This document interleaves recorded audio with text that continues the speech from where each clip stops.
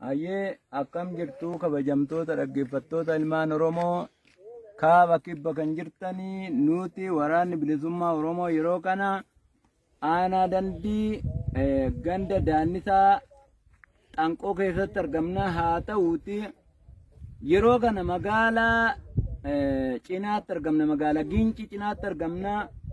Ammoo warra maqaa keenyan daldalan warra nu fakkaataniillee hojii badaa hojii suukaneessa shira mootummaan qopheessan hojjechaa jiran qabannee isinii dhiyaannee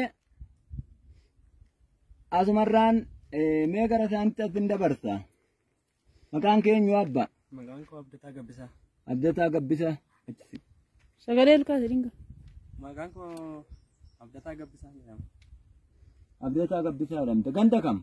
Ganda Gooroo Daannisaa. Ganda Gooroo Daannisaa. Aanaa kam? Aanaa Ejersa Lafoo. Aanaa Ejersa Lafoo. Maal hojjette? Bakka dubartiitti rakkina koomeera. Maal uumte mee abboo waan dhugaa ishee nutti himi? Namni kun namni mee dhugaa ishee nutti himi mee maal hojjette? Dhugaa ishee galgala kaatee nutti dhuftee achumaan galgala okkolaa deemtee isaa deemtee akka kan jettee achumaan qabanne bakka. Ayyee. Kanuma. Qabattanii maal gootanii gudeeddan immoo maal gootamme? Hin gudeenne. Gara kamitti oofte? Achuma qarree daamitti. Ayyee erga ati gudeedde duursa eenyu gudeedeme?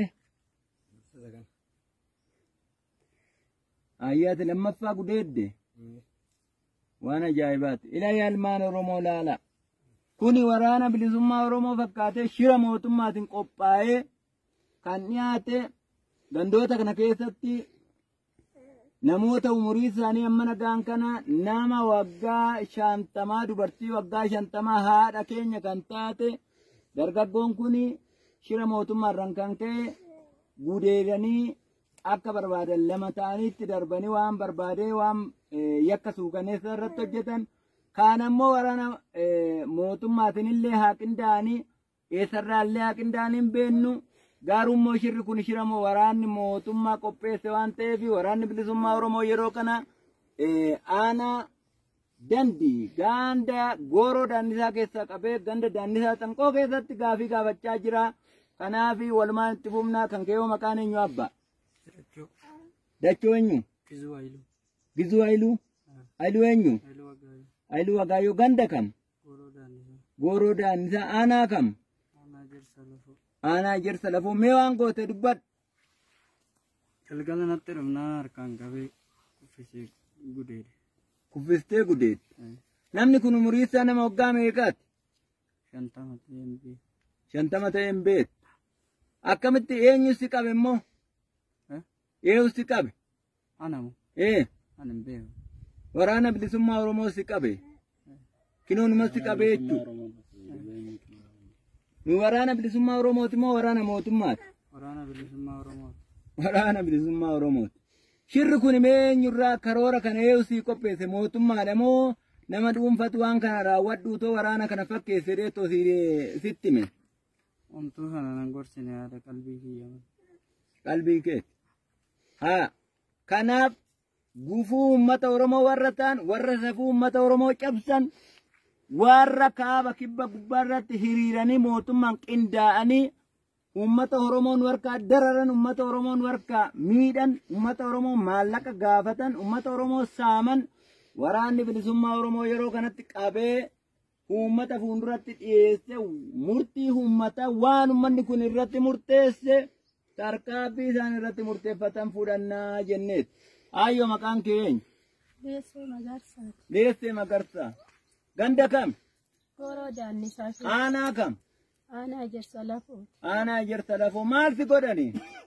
Galgala keechaa natti dhufanii odumanani maaloo ilmoo koo maaloo Gizuu ilma koo si dhaleen si guddisee maaloo adaraa baayyoo kiyyaa maaloo adaraa disoo kiyyaa maaloo adaraa babaa kiyyaa sallallaali dubara koo kana hunda dhalee sin dhaleen ijoollee koo naan taphattu innaan intala haadha raawwadanii.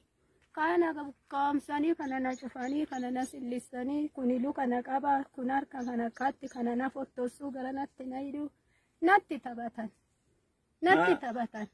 kanarra duuteedhanii achittuu bakka du'aa koosanuu na rurrukutanii akkanatti laafee gadi ciise inni afaan inna yaa funyaan inna yaa annamsi on ol jedhee achitti tokko hoggaan ol jedhee jalaa wayyaa na biraa deeman jedhee baqadhe waan bakka sanii bineensi na nyaatee waan na biraan shokossus hin beeku waan itti radhee warra ilma damee ga'u maaloo ammaa kinoo iyyaa deemuu miidhu ili iyyaa deemu moo iyyaa dafii as kaadhee mucaan na dhaqqabee achisee ani ganama garatiin hin deemu.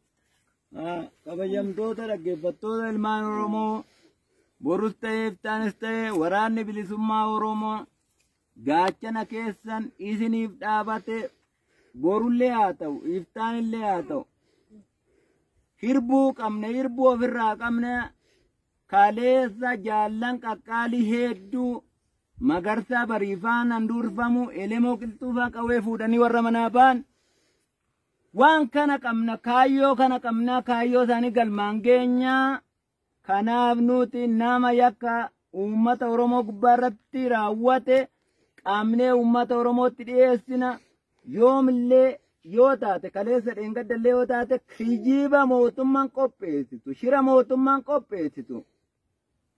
qopheessee waraana bilisummaa Oromootu kana raawwata waan jedhuuf nutillee guyyaa har'aa kana kaafnee guyyaa 24 akka lakkoofsa warra Habashaatti ji'a 8ffaa 2021